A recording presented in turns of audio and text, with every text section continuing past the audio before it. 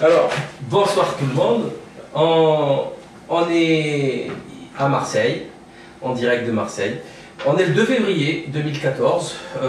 Dieudonné vient de finir son spectacle au Silo, qui s'est très bien passé d'ailleurs. Hein, t'as été bien reçu quand même. Ouais, Marseille, à chaque fois, Marseille, c'est. Alors là, le problème, c'est que la salle était trop petite, mais enfin bon, on sera à Avignon, donc pour ceux qui n'ont pas pu venir jouer à Marseille. C'est pas très loin, Avignon, c'est 80 km. Voilà, 90 bornes.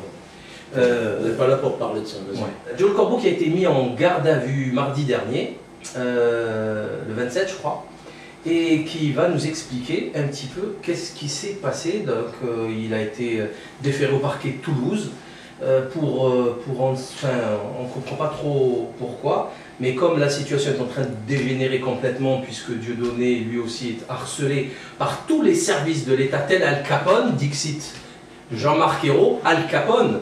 Bien sûr, les vrais mafieux, on ne les arrête pas, on ne peut pas. Par contre, un humoriste, on traite d'Al Capone pour occuper un peu la police et les services fiscaux. Donc, je vais laisser Joe Le Corbeau nous expliquer ces petites turpitudes judiciaires assez extraordinaires, assez orwelliennes. J'ai à mettre à la matière. Je n'ai jamais été encore, moi, sous contrôle judiciaire. Ah ouais, bon, d'accord. C'est vrai que je suis assez fier de ça. Donc, j'ai publié, c'était courant décembre, une photo d'une en fait, bon, voilà, le célèbre geste. Le geste, oui. De mettre devant, ouais.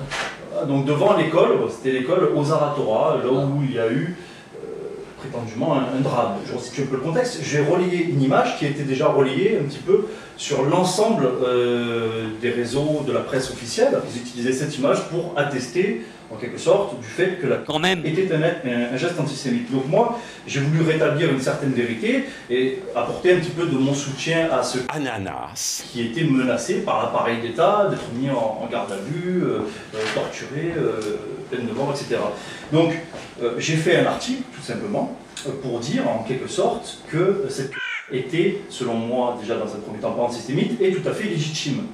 Donc il y a deux raisons, selon moi. La première, c'est que cette affaire Mohamed Merah, ça pue. Donc je pense que la version que l'on nous a donnée, l'État, je sais pas, c'était un petit peu... Quelle version? Je sais pas. Laquelle? Faut les choisir déjà. Donc il semblerait, a priori, selon la version officielle, qu'il y a eu des enfants qui ont été tués dans une école. Donc voilà, Mohamed Merah serait le coupable. Enfin, à un mois des élections présidentielles, selon moi, ça sentait un petit peu la manipulation politique. Et il y a quand même pas mal de choses qui nous laissent le penser, comme par exemple le témoignage de cette dame qui dit que donc, le tueur, Martine, c'est ça. Jeudi dernier, elle affirme avoir vu le meurtrier quelques secondes après la tuerie. Les 3 parachutistes sont à terre, criblés de balles. Je suis rentrée au bureau de tabac. Et quand je suis sortie, que j'ai vu ça, je me suis mise à courir. Le spectacle était tellement effrayant. Et si vous voulez, je l'ai bousculé sans savoir que c'était lui. Hein. Il s'est retourné, la visière a claqué. Donc, et là, j'ai vu alors ce regard. Martine a été entendue par la police. Elle a décrit le tueur, un homme de taille moyenne assez corpulent. Selon elle, il portait une marque, un tatouage sous un œil. Mohamed Merah est chétif, il est mat de peau, ça ne correspond pas du tout au témoignage, et puis plein d'autres incohérences. On pense par exemple les corps des victimes donc, qui n'ont pas été autopsiés, et donc pour attester de la culpabilité donc, de Mohamed Merah, et qui ont été envoyés directement en Israël, alors que la procédure, après un meurtre, c'est l'autopsie. Il y a le légiste qui passe, et là, non, les corps ont été envoyés directement en Israël. C'est pour ça que j'émettais des doutes sur la crédibilité, en tout cas, de cette histoire. Mais il n'y a pas que ça, il n'y a pas eu de procès. Donc, pas de procès, pas d'enquête, rien. On ne sait pas si c'est un scooter blanc ou noir, selon les versions. Selon Amaury de Haute-Cloque, le patron du RAID, il va monter à l'assaut de l'unité et tirer sur l'ensemble de mes personnels et remonter jusqu'à hauteur du balcon pour essayer d'abattre les personnels du RAID qui étaient en protection de ceux qui étaient rentrés dans l'appartement. C'est à ce moment-là qu'il est neutralisé et il va basculer du balcon, probablement déjà mort. Selon Guéant, qui était là-bas, on sait pourquoi, il a sauté. À la fin, Mohamed Merah a sauté par la fenêtre avec une arme à la main en continuant à tirer. Il a été retrouvé mort au sol. Donc c'est ce type-là qu'on devrait croire, nous. Bon, je pense que c'est pas faisable. Plus d'autres questions. J'ai fait une conférence pendant la campagne électorale des législatives où j'avais relevé 19 points, 19 contradictions lourdes sur l'affaire Merah. Le gars qui a fait la devant l'école de Zaratora, il l'a faite à l'appartement de Merah. Ce qui prouve que l'acte c'est une sodomie politique. Et clairement politique, puisque Mohamed Merah, il n'y croit pas. Donc il n'est pas pour Merah. Il n'est pas antisémite ou anti je ne sais quoi. Enfin, c'est pas un assassin d'enfants. Enfin, pour ce faire, il faudrait déjà s'occuper de tout ce qui est pédophilie, etc. S'il s'occupe vraiment du sort des enfants. Mais ça prouve que c'est une quenelle politique. Et, de surcroît, je rappelle la polémique énorme médiatique qu'il y a dans l'entité sioniste scélérate actuellement. C'est le fait que le fils de Benjamin Netanyahou sorte avec une goye. Ça fait scandale. Donc les grands humanistes à 2 balles qui nous viennent en direct de Tel Aviv, qu'ils se calment un petit peu parce que ça ne marche plus sur nous. Là, ça ne marche plus. Oui, et puis bon, comment faire confiance aujourd'hui à des gens comme Cahuzac, par exemple, voilà, voilà, des gens quand même qui nous ont vendu l'Agrippa, des gens qui nous ont vendu les armes de destruction massive en Irak, des gens qui nous ont vendu le 11 septembre, hein, comme étant un complot des méchants musulmans. Bon, voilà. Bon, tout ça, selon moi, ça ne tient pas debout, et il me semblait qu'il s'agissait justement de ce que les Anglais appellent, enfin les Anglo-Saxons appellent un false flag, voilà, destiné à faire pencher la balance en faveur du gouvernement en place à l'époque. Voilà, il me semble que c'est. Donc voilà, et puis la seconde raison de la légitimité de cette. Quand même. Selon moi, qui n'est pas pour l'instant considéré comme un crime vis-à-vis de la loi, hein, quand même, je resitue le contexte. C'est qu'il y a eu donc Benjamin Netanyahou qui est venu faire, selon les propos de François Hollande, donc président de la République, son meeting. Il est venu dans cette école-là pour faire son meeting, donc sur le dos des cadavres encore fumants. Donc il est venu chanter dans cette école. Am Israël Chai, Am Israël Chai, Am Israël Chai, Am Israël, Am Israël, Am Israël Chai. Le fait que nous sommes ici, nous soyons ici ensemble, côté à côté, cela veut tout dire. Qu'ils balayent devant leur porte avant de venir nous balancer leur sornette. Parce que c'est bon, ça suffit. Ils n'acceptent même pas que le fils de Netanyahou sorte avec une non-juive. Ils viennent nous expliquer maintenant à nous que nous sommes des sauvages et des criminels. Non mais ça va pas. On n'a jamais balancé du phosphore blanc sur des enfants, nous. Il me semble. En tout cas, moi, personnellement, non. Ouais, moi non plus. Moi, je pose la question, qu'est-ce qui est le plus immoral? Venir faire une pour dire, bon, on ne croit pas à vos conneries, ou venir faire son meeting politique, comme ça, devant un pays, chez un autre pays, enfin, dans un autre pays, pardon, la France, qui n'est pas Israël, pour l'instant, mais il me semble, légalement, c'est pas encore le cas. Enfin, je sais pas, peut-être que je me trompe, je sais que John Liu a eu des histoires... On n'est peut-être pas bien placé pour parler de ça, de l'indépendance de la France par rapport à Israël. Donc voilà, donc qu'est-ce qui s'est passé? Ils sont venus donc, pour la publication, je ne suis pas l'auteur. Et d'autres l'avaient publié avant toi. D'autres l'avaient publié avant moi, c'est ça. Et ils disent eux n'ont pas été poursuivis. Non, ils n'ont pas été poursuivis. Ils ont dit, regardez, salaud, salaud. Ça pose un problème. Ça pose quand même un problème. Tu es un site d'information. Je suis un site d'information, exactement. Voilà. Seulement, bon, je pense que c'est un prétexte. Je vais vous dire honnêtement, je pense que c'est un prétexte parce qu'aujourd'hui j'ai un site internet qui est classé dans les 400 premiers sites français. J'ai fait un bond énorme et donc aujourd'hui je suis vu à peu près entre 2 et 3 millions de fois par mois. Ce site-là est visité entre 2 et 3 millions de fois. Donc ça commence à les gêner, je pense, parce qu'on distille de l'information qui n'est pas passée par Tel Aviv. Donc forcément ça gêne. J'ai été entendu devant la juge d'instruction qui m'a, voilà, regardez, hop, le papier, hein, donc ordonnance de placement sous contrôle judiciaire. Donc aujourd'hui, je suis non seulement mis en examen, mais aussi sous contrôle judiciaire, c'est-à-dire que je risque en fait la détention provisoire. La détention provisoire, c'est-à-dire on me met en prison jusqu'au jour de mon procès. Dans le cas où je ne répondrai pas aux convocations donc, du juge d'instruction, hein, sur Toulouse, à mes frais évidemment, hein, il faudra que je me déplace dès lors qu'il me convoque. Ensuite, donc, je dois me présenter évidemment à la gendarmerie une fois tous les 15 jours. Bon, tout ça c'est mignon. Hein, je dois aussi ne pas sortir donc, des limites territoriales, donc, le territoire national métropolitain, hein, je n'ai pas le droit de sortir de la France métropolitaine. Bon, ça reste tranquille. Et puis là, ça commence à devenir un petit peu, ça commence à monter. Là, non, je n'ai pas le droit de diffuser, par quelque moyen que ce soit, tout article, photographie, dessin, œuvre quelconque faisant référence à toute personne effectuant le geste dit de la nana. Ça, c'est fort, ça, quand même. Je me demande s'ils sont aussi sévères avec des pédophiles. Ah non, je crois qu'ils ne le sont pas. Hein. C'est une question que je me pose. Ils ont le droit de la sortir là, après, oui. Donc voilà, ensuite, et ça, bon là, ça va encore plus loin, là, je ne sais pas sur quelle base légale. Déjà, bon, il me semble qu'ils n'ont pas encore fait la loi. Donc là, je n'ai même plus le droit donc, de mettre en ligne, de maintenir ou même de consulter mon site internet, joecorbeau.com. Donc en fait, je ne peux plus travailler puisque c'est donc grâce à ce site internet que je vends aujourd'hui mes livres, notamment donc Shoah Hebdo, hein, que je vous invite d'ailleurs à commander sur le site internet joecorbeau.com pour le moment, mais je vous annonce ici que je suis en train de sortir un site internet, justement, puisqu'on m'interdit donc joecorbeau.com. Je vais changer le nom du site internet et je vais l'appeler croa.fr. Et j'y vendrai dessus Shoah Hebdo, donc le recueil d'illustrations Shoah Hebdo, les posters que vous voyez derrière, là, avec les aventures de Judo, nouvel ordre mondial. Donc voilà, là je fais le marchand de tapis. Hein. Voilà, donc ça nous aide en commandant tout ça. Vous voyez, vous décorez un petit peu votre appartement, vos maisons. Là, ça permet d'avoir un petit peu, d'égayer un petit peu l'ambiance quand vous invitez des gens chez vous. Tiens, objectif 6 millions, de quoi ça parle? Et je profite donc de l'ordonnance de placement sous contrôle judiciaire et de la mise en examen pour faire de la promotion un petit peu pour ce site internet qui, à mon avis, déplacera très vite les 6 millions. Ce qui est très important aussi, et je reviens sur ce qui vient d'être dit, c'est de rester assez unis. Parce qu'il y a énormément de gens, un mouvement de la qui est en train de se mettre un peu partout. On n'a pas parlé des jeunes gens les lycéens, je crois, qui ont été deux lycéens expulsés. Enfin, c'est un pari entre camarades de classe qui a mal tourné. Le perdant devait faire une intrusion visuelle nauséabonde et se faire prendre en photo.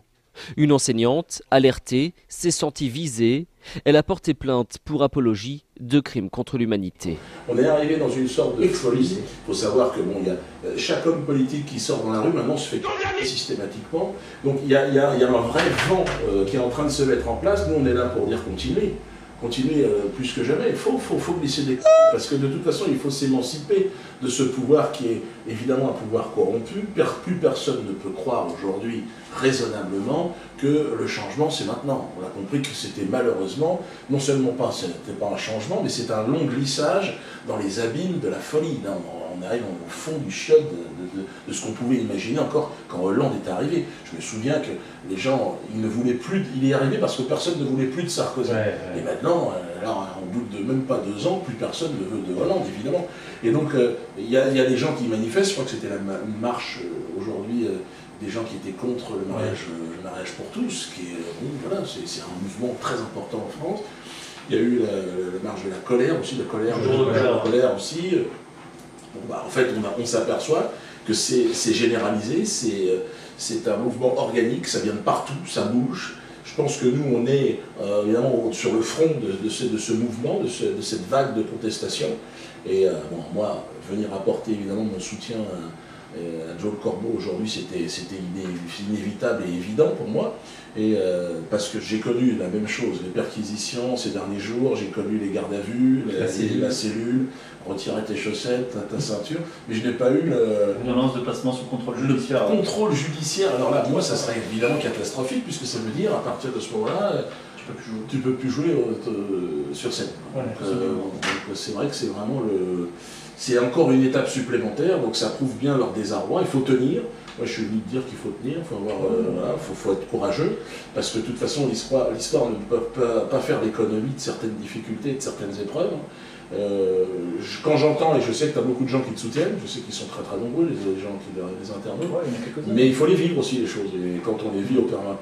Quand ils sont arrivés à 15 dans la maison, à visiter la chambre des enfants avec les enfants qui prennent leur petit déjeuner et tout ça, c'est des choses qu'il faut vivre. C'est sûr que la famille est là, et elle le vit aussi comme nous, et c'est vrai que c'est... Donc je suis venu t'apporter un soutien qui était clair et sans aucune ambiguïté. C'est-à-dire, je pense que tu fais partie de cette ligne-là de gens. Alors, ils t'ont choisi, ils t'ont identifié comme étant maintenant l'axe du mal chez les caricaturistes, mais je pense qu'au contraire, ils t'ont placé, c'est comme ce qu'il a fait avec moi, Valls. C'est-à-dire que lui a perdu 7%, j'en ai gagné 300%. C'est ce qui va t'arriver. Tu vas devenir la référence.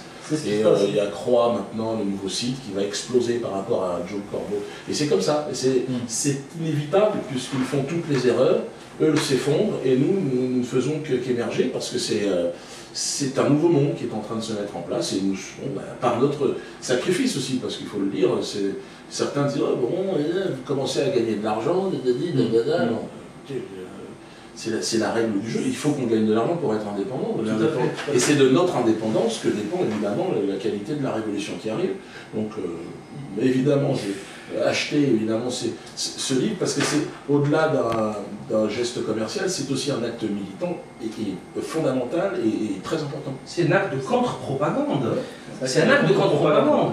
Eux, ils balancent 100 000 titres pourris, minables, par an, à la Fnac, Amazon, avec toute la pub qui va avec, Colonne Maurice Métro, partout, 3 sur 4, par 4. Enfin, nous, on sort 3 trucs, toi tu fais, t'as pas fait grand-chose, tu fais un sketch par an. Eux, ils font 1000 sketchs par an, puisqu'il y a 1000 humoristes, pourris, minables, nuls, avec, je suis désolé, mais bon, avec Kevina, quoi, il a 50 ans, le Eli, il fait encore des trucs sur Kevina, faut arrêter à un moment donné, l'autre il fait encore, il sait pas, bon bref. Donc nous, on a des petits trucs comme ça, c'est des petits, par contre c'est des lames aiguisées qui touchent leur cible, qui déstabilisent le pouvoir. On a vu dernièrement avec la théorie du genre et l'extraordinaire mouvement initié par Farid Abelgoul à déstabiliser l'État. Complètement déstabilisé. Ils ont reculé dans leur discours. Hier, ils disaient la théorie du genre a des vertus. Aujourd'hui, ils disent il n'y a pas de théorie du genre, je n'y crois pas. C'est Najat Vallaud-Belkacem. Je trouve que c'est extrêmement dangereux de donner une telle audience à ces tentatives de détourner les parents de leur obligation scolaire, parce que je vous rappelle que dans ce pays aussi existe une obligation de scolariser ses enfants, de raconter des énormités qui, plus elles sont grosses et plus ce sont des énormités, ça veut dire que dans le nouveau programme ABCD d'égalité des sexes, on ne va pas questionner les enfants sur leur identité sexuelle, jamais, à aucun moment. Aucunement, évidemment, et je le redis ici pour tous les parents qui nous écoutent, on ne parle aucunement de sexualité à des enfants de primaire. Mais on présente tout de même un petit dessin animé qui porte un titre anodin, Le baiser de la lune. Que raconte ce dessin animé à des enfants de CM2, c'est-à-dire qui sont âgés à peu près de 9-10 ans? Il raconte tout simplement les amours homosexuels de 2 petits poissons. Et ces 2 petits poissons ont aussi un problème de genre, manifestement, et c'est ce problème de genre qu'on va soumettre à la réflexion des enfants de 9 ans en France. Le poisson lune. Il m'a fait briller comme un soleil. Félix et Léon s'aiment. 2 poissons homosexuels, héros d'un conte poétique. Ce petit film d'animation a été conçu pour les élèves de CM2. Nous avons assisté à sa projection dans une classe de Morlaix, en présence du réalisateur. Il garantit aux enfants les mêmes droits et l'accès aux mêmes valeurs. Les enfants n'appartiennent pas à leurs parents. Donc la République doit leur offrir la religion à la maison. À la maison, oui. Non, et chaque enfant doit pouvoir accéder à des lieux qui lui permettront lui-même ensuite de faire son choix. Enfin, c'est délirant. Il ment effrontément au public. Ça, c'est illégal. Tu peux faire un bon sketch avec ça. Ça, c'est illégal. Tu sais, celui qui t'a hacké, qui a hacké ton site internet, donc qui a vendu aux autorités sionistes donc l'ensemble de ceux qui ont envoyé une photo de ton décor constitué, etc. Il a foutu au chômage. Qui a foutu au chômage donc des gens qui ont glissé des. Je suis allé porter plainte contre lui parce qu'il a mis sur internet en fait mon nom, mon prénom, mon adresse. Le numéro de téléphone de ma femme, la photo de ma femme, de mon enfant, de ma mère, son lieu de travail, donc elle a été harcelée sur son lieu de travail, etc. Donc bon, ils mettent une bonne pression, hein, ils mettent une belle pression, c'est vrai que il faut tenir la baraque, hein, comme dirait Jodo, ça souffle. Donc l'idée, en fait, voilà, c'était d'aller porter plainte contre lui, donc logiquement, hein, puisque je suis une victime, hein, et c'est marrant, victime, mais c'est quand même moi qu'on l'a perquisitionné. Mis sous contrôle judiciaire. Donc j'ai été porté plainte parce que j'ai 72 messages de mort, de menaces de mort sur mon téléphone. grosse merde et on va te faire brûler ta grâce de con. Enculé, fils de pute. On va te foutre d'abord en prison, puis après les juifs ils vont tous t'écarteler. Chose terrible pour t'arriver. Tu ne vas pas l'avoir du nez. Fils de... On va te faire la peau, fils de pute. Fraise va venir t'enculer. 6 février, tu le feras. On t'inspecte pas. On arrive, connard, on arrive. Et c'est la gueule. Fais ta prière, grosse merde. On est en bas de chez toi. Enculer ton cul avec une grosse bombe bien enflammée. Cochon! Cochon! Cochon! Donc en fait, cette personne-là a appelé pendant que j'étais en train de déposer plainte. Ça, c'est contre lui. Ça, c'est pas providentiel. Pendant que tu es devant l'officier de police. Ah, je suis devant l'officier de police, comme ça, je suis là, je dis bonjour. Et puis là, donc le mec, il m'appelle, voilà, il m'appelle, je mets le haut-parleur, et il dit, on va venir bientôt chez toi et on va te faire la peau. Donc ça, c'est devant le brigadier. Et donc le policier dit, bonsoir, qu'est-ce que c'est que ça? Je prends le téléphone, le brigadier prend le téléphone et dit, oui, bonjour, commissariat de... Et brigadier... que puis-je pour vous? Et là il lui répond, je te pisse au cul, police de mes couilles, je sais que Noël habite à Belcodem et vous allez bientôt ramasser les morceaux. On mettra des bips, j'ai dit Belcodem, bon ils ont mis ça dans la presse, donc voilà, donc là c'est un message, bon c'est pas un message tendre, mais en fait en gros ça veut dire qu'en fait il ne s'inquiète pas. Ça veut dire que, a priori, il a l'aval des autorités. Parce que là, a priori, les policiers m'ont dit, bon là, l'affaire elle est importante, on va la mettre en priorité. Donc là, ils m'ont dit, elle est vite partie, ça y est, c'est déjà à Paris. Non, on attend de voir ce qui va se passer. Mais en tout cas, ils ont été très rapides pour me capturer moi, a priori. Suite à la divulgation, justement, sur Internet, de mon adresse, par ces mêmes personnes. Donc c'est ça qui est amusant. C'est ça, on est arrivé là, au bout de la farce, c'est-à-dire que Valls soutient ce type d'initiative par son comportement et puis surtout il se sert vraiment de l'appareil d'État aujourd'hui pour mettre la pression sur des artistes et puis des gens qui sont complètement pacifistes parce que ce qu'il faut dire quand même c'est que là on n'a jamais agressé personne, on est comparé, on nous met en opposition avec la LBG ou les soi-disant extrémistes et nous on n'est pas du tout des extrémistes, alors les extrémistes de la farce, il me semble que c'est quand même mieux que de se taper dessus. Mais on est arrivé au bout de cela. Mais je pense que le public n'est absolument pas dupe. Quand je vous dis que cette tournée, elle s'annonçait vraiment très très bien, il y avait vraiment beaucoup de monde, mais que ça devient simplement un phénomène de foire, c'est-à-dire que tous les élites sont pleins partout aujourd'hui en France, c'est que le peuple, en tout cas, visiblement, il y a une sorte de maturité, de conscience qui n'est plus aussi manipulable qu'avant. D'ailleurs, je pense que Internet est là aujourd'hui pour ouvrir les yeux, pour permettre à chacun de se faire son opinion et d'exercer son sens critique. Et je pense que le sens critique, il va toujours dans le sens de cette liberté de conscience que nous incarnons aujourd'hui. Alors, avec nos qualités, nos défauts, on ne va pas non plus dire qu'on est mieux que... Mais en tout cas, ce qui est certain, c'est que ce que l'on fait, ça se fait dans l'indépendance. Et on est très rare, en fait, à être indépendant. Avec plus ça marche, et plus je vois qu'en fait, c'est ça qui fonctionne. C'est ça que les gens apprécient. C'est que nous sommes réellement indépendants. C'est ça. C'est capital. Voilà. Et nous sommes le modèle qu'ils ont toujours souhaité, en fait, pour la France. Bah là, moi, je suis le gros porc, toi, le grand singe, le gorille. Et là, le gros bougnou, là, donc là, on est tous... C'est ça qui est extraordinaire. C'est que nous, on l'a concrétisé, et c'est réel, c'est factuel. Et eux, ils ne l'ont jamais fait, ils ne pourront jamais le faire.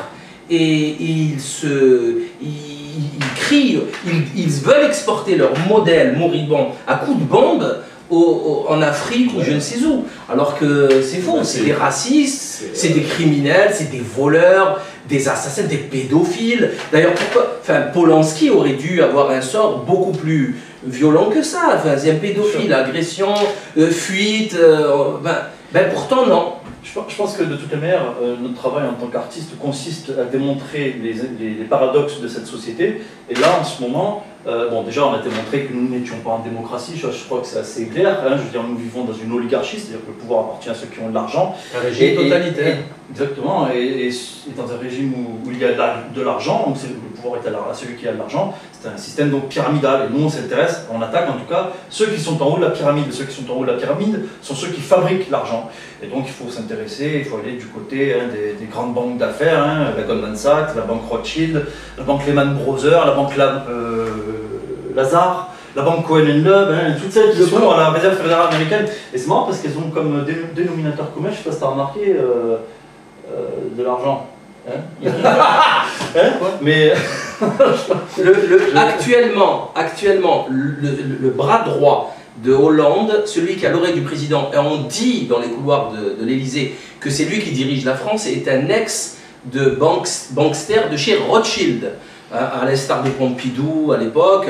Donc c'est toujours la même fine équipe, c'est Rothschild qui dirige ce pays, qui va introduire des lois. C'est pour ça que Hollande, qui a menti en disant que son ennemi c'était la finance. Je vais vous dire qui est mon adversaire. Il n'a pas de nom, pas de visage. Cet adversaire, c'est le monde de la finance. Il a balancé ça comme ça, sans honte, toute honte bue, et ben, sans conseiller, sans bras droit, qui lui susurre ce qu'il doit faire avec le MEDEF, etc. C'est un ex de Rothschild. C'est la finance, comment on appelle ça, spéculative, rien d'autre. Des rats d'égout qui ont ruiné la planète entière et qui viennent aujourd'hui nous faire croire qu'ils vont sauver des jobs. C'est pas possible puisque le système il veut que ça se délocalise en Chine. Donc quand il dit qu'il va sauver des jobs, ce n'est pas possible, il vous ment. Donc c'est des menteurs. Ils essaient de criminaliser la culture, alors que concrètement ce sont eux les criminels, ce sont eux qui spéculent sur les matières premières, bien sûr. Ce sont eux qui affament l'Afrique par exemple, les pays l'Asie du tiers-monde, l'Amérique du Sud, ce sont eux qui fabriquent des guerres, ce sont eux qui vendent des armes, clairement, voilà, c'est chez nous qu'elles sont fabriquées, elles sont vendues, voilà, donc nous on dénonce un petit peu tout ça et c'est nous les criminels. Oh, attendez, on est des artistes. Ce sont eux qui nous divisent. Ils ont l'art de la division et c'est vrai qu'ils y arrivaient très bien avec leur antiracisme, toutes ces façons, ces choses qu'ils ont fabriquées pour diviser, pour inciter à la haine de l'autre. Parce que c'était ça, moi j'ai grandi dans... regarde le méchant Front National, le méchant petit blanc de France, c'est lui ton ennemi, c'est lui ton... Et puis en avançant, en évoluant, puis je pense qu'on a fait aussi, on a participé, on a fait avancer les choses, ben, on les a démasqués. Les véritables patrons, les maîtres, les béquets de la France, ceux qui dirigent, ils sont un tout petit nombre. Et bon, ils sont très liés à l'État d'Israël, ça on l'a bien compris, parce que c'est évidemment l'interdit dans l'humour, et puis à l'argent. C'est comme ça. Et ça n'est pas être antisémite que de dire ça. D'ailleurs, bon nombre de... ça commence à le devenir. Oui, enfin bon, ce chantage à l'antisémitisme, ça va, je veux dire, quelque part, on en a marre. Enfin, bon, ça marche que si on le veut. C'est ça, c'est ça. Hein? Mais c'est ça, à un moment donné, c'est vrai qu'il faut en rigoler. Parce que... On va finir sur ces quelques mots. Moi, je voudrais juste revenir pour soutenir Farida Belgoul, qui est dans une situation assez extraordinaire, puisqu'il y a plein de reportages qui se font actuellement à la télé qui parlent d'elle, en la traitant d'extrémiste. Maintenant, on veut la faire passer pour une islamiste. Bon, bref, ils essayent toutes les techniques que l'on connaît de diffamation, de mensonge. Donc, je voulais juste la soutenir. Et il y a un mot, une phrase qu'elle dit justement lors de la lancée des JRE, des journées de retrait de l'école à cause de la théorie du genre, cette saloperie pédocriminelle. Il n'y a qu'une seule chose maintenant à faire, et c'est ma phrase que je m'approprie, c'est vaincre ou mourir. C'est tout. Voilà. Une bonne conclusion. Et là.